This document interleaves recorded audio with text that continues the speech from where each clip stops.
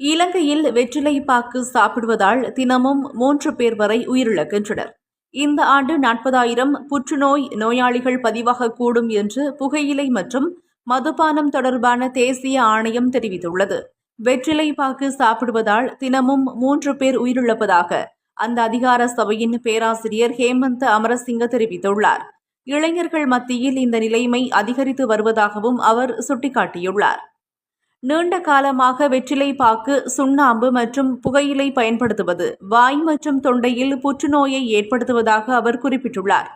புகையிலை மற்றும் மதுபானம் தொடர்பான தேசிய ஆணையம் நடத்திய ஆய்வுகள் வெற்றிலை பாக்கு சாப்பிடுவது, புகையிலை பயன்பாடு மற்றும் மது அருந்துதல் ஆகியவை பலருக்கு புற்றுநோய்க்கான முக்கிய காரணங்கள் என்பதை வெளிப்படுத்தியுள்ளன.